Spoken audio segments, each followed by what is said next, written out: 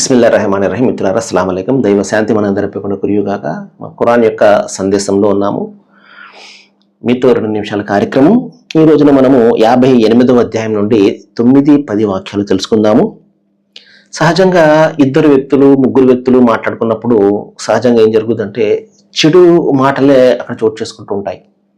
ఒకరిని ఏ విధంగా పడగొట్టాలి, ఒకరిని ఏ విధంగా బాధ పెట్టాలి, అతనికి వ్యతిరేకంగానే నలుగురు వ్యక్తులు మాట్లాడుతున్నారంటే ఒక వ్యక్తి గురించి ఎగనెస్ట్ గా ఉంటుంది. ముగ్గురు వ్యక్తులు ఒక వ్యక్తి, ఇద్దరు వ్యక్తులు ఒక వ్యక్తి. అయితే దైవం ఇక్కడ ఏం చెప్తాడు అంటే, విశ్వాసులారా అంటే దైవ విశ్వాసులు, దైవాన్ని నమ్మేవాళ్ళు, దైవం పట్ల నిజమైన భీతి భయం కలిగి ఉండేవాళ్ళు, ప్రతిదీ కూడా దైవం నమోదు చేస్తున్నాడు అన్న ఆలోచన ఉన్నవాళ్ళు ఏం చేస్తారు, చాలా జాగ్రత్తగా ఉంటారు. అటువంటి వారికి దైవం, నమ్మనటువంటి వారికి ఆయన ఏమి మీరు బలవంతంగా నమ్మండి అని చెప్పేసి ఆయన బలవంతం పెట్టడం లేదు. నమ్మిన వారు నమ్ముతారు, లేని వారు లేని వారి ఇష్టం. ఏమండి, ఇక్కడ ఎవరు ఏమి బలవంతం ఏమి కూడా లేదు. అయితే చేసిన ప్రతి పనికి అతను మాత్రమే మరి బాధ్యత వహించాలి. అది ఏం చెప్తున్నాడంటే, మీరు రహస్య విషయాలు కానీ మాట్లాడుకోవాలనుకుంటే పాపము, దౌర్జన్యము, దైవ ప్రవక్త పట్ల అవిధేయత లాంటివి మాట్లాడుకోకండి సుమా అంటున్నాడు. ఎలాంటి విషయాలు మాట్లాడుకోవాలి? సత్యానికి, దైవభీతికి సంబంధించిన విషయాలు మాత్రమే మాట్లాడుకోండి.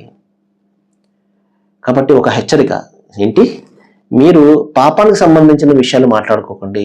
ఒకవేళ మీరు నలుగురు కలిసి మాట్లాడుకునే పరిస్థితి వచ్చింది, ఒక సమావేశం ఏర్పాటు చేసుకున్నారు, ఆ సమయంలో మానవ కళ్యాణం కోసం ఉపయోగపడే విషయాలు మాట్లాడుకోండి. మానవ సంక్షేమం కోసము, మానవులందరినీ కలిపి ఉంచే విధంగా ఉండే విధంగా ఏ పని చేస్తే మానవులందరూ కూడా సంతోషంగా ఉంటారు, కలిసి ఉంటారు, ఈ విభేదాలు సమసిపోతాయో ఇటువంటి విషయాలు మాట్లాడుకోండి. ప్రవక్త వారు ఏం చెప్పారు అంటే, మంచి పనుల్లో ఉత్తమమైన పని ఏమిటంటే ఇరువురు మనసులను కలపడం అన్నారు. విడిపోయినటువంటి 2 మనసులను కలపడం. రాజకీయ నాయకులు ఏం చేస్తున్నారు, బాగున్న వాళ్ళని విడదీస్తున్నారు. ఏమండి, మతాల పేరిట, కులాల పేరిట విడదీస్తున్నారు, మస్జిదుల పేరిట, మందిరాల పేరిట విడదీస్తున్నారు. కానీ 2 మనసులు కలపడం ఏదైతే ఉందో అది చాలా ముఖ్యం. అది ఎవరు కోట్లు ఖర్చు పెట్టినప్పటికీ అది చేయలేరు. అది దానికోసం నిజంగా కృషి చేసేవాడు నిజంగా దైవానికి సంబంధించిన వాడే.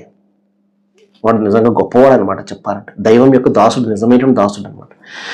కాబట్టి సృష్టిలో ఏం చెప్తున్నాడంటే, సీక్రెట్ గా మాట్లాడుకోవాలనుకుంటే పాపం గురించి, దైవ ప్రవక్త పట్ల అవిధేయత గురించి, ధర్మం పట్ల అవిధేయత గురించి, లేకపోతే ఇంకో ఎవరిని ఏ పాడు చేయాలో దాని గురించి మీరు మాట్లాడుకోకండి. దైవభీతికి, పాపభీతికి, మానవ కళ్యాణానికి, మానవ సంక్షేమానికి, మానవత్వాన్ని ఏ విధంగా పెంచి పోషించాలి, ఏ విధంగా దాన్ని బలోపేతం చేయాలి, దీని గురించి మాట్లాడుకోండి అంటున్నాడు. సర్వే జనా సుఖినో భవంతు. Thank you very much. వాకిరుద్దావానా అని అల్హమ్దులిల్లాహి రబ్బిల్ ఆలమీన్.